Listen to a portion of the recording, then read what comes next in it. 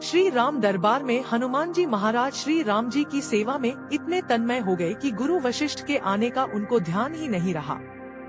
सभी ने उठकर उनका अभिवादन किया पर हनुमान जी नहीं कर पाए।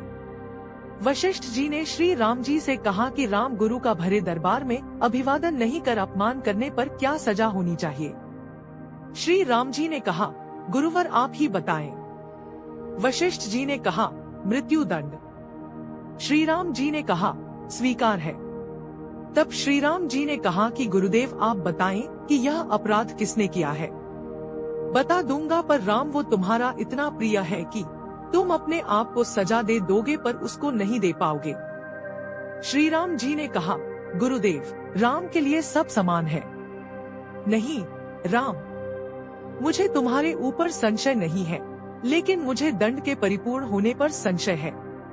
यदि तुम यह विश्वास दिलाते हो कि तुम स्वयं उसे मृत्यु दंड अपने अमोघ बाण से दोगे तो ही मैं अपराधी का नाम और अपराध बताऊंगा।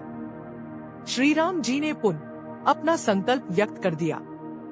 तब वशिष्ठ जी ने बताया कि यह अपराध हनुमान जी ने किया है। हनुमान जी ने भी स्वीकार कर लिया। तब दरबार में राम जी ने घोषणा की कि कल सायंकाल सरयू के तट पर हनुमान जी को मैं स्वयं अपने अमोघ बाण से मृत्यु दंड दूंगा।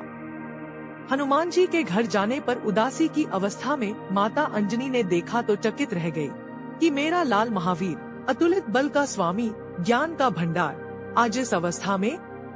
माता ने बार बार पूछा, पर जब हनुमान चुप रहे तो माता ने अपने दूध का वास्ता देकर पूछा। तब हनुमान जी ने बताया कि अनजाने में यह प्रकरण हुआ है। माता, आप जानती हैं कि हनुमान को संपूर्ण ब्रह्मांड में कोई नहीं मार सकता, पर भगवान श्री राम के अमोघ बाण से भी कोई नहीं बच सकता।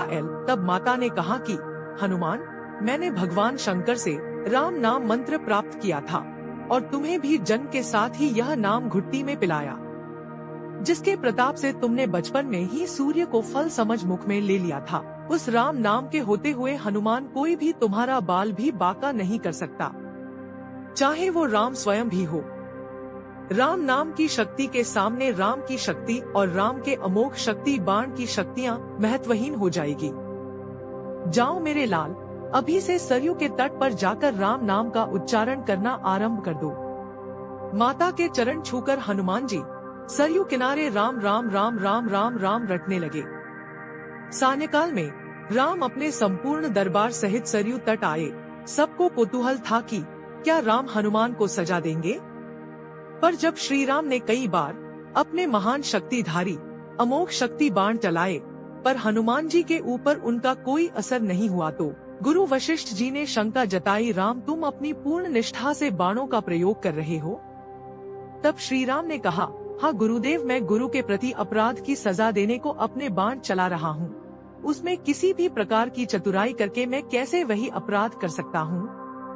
तो तुम्हारे बाण अपना कार्य क्यों नहीं कर रहे हैं। तब श्री राम ने कहा, गुरुदेव हनुमान राम राम राम की अंखंड रट लगाए हुए है। मेरी शक्तियों का अस्तित्व राम नाम के प्रताप के समक्ष महत्वहीन हो रहा है। इससे मेरा कोई भी प्रयास सफल नहीं हो रहा है। अब आप ही बताएं गुरुदेव, मैं क्या करूं। गुरुदेव ने कहा, हे राम, आज से मैं तुम्हारे साथ तुम्हारे दरबार को त्याग कर अपने आश्रम जा रहा हूं, जहां राम नाम का निरंतर जप करूंगा। जाते जाते गुरुदेव वशिष्ठ जी ने घोषणा की कि हे राम, मैं जानकर मानकर यह घोषणा कर रहा हूँ कि स्वयं राम से राम का नाम बड़ा है। राम नाम महा अमोघ शक्ति का सागर है।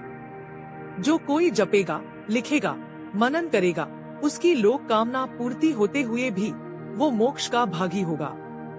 मैंने सारे मंत्रों की शक्तियों को राम नाम के समक्ष न्यूनतर माना है। तभी से राम से बड़ा राम का नाम माना जाता है।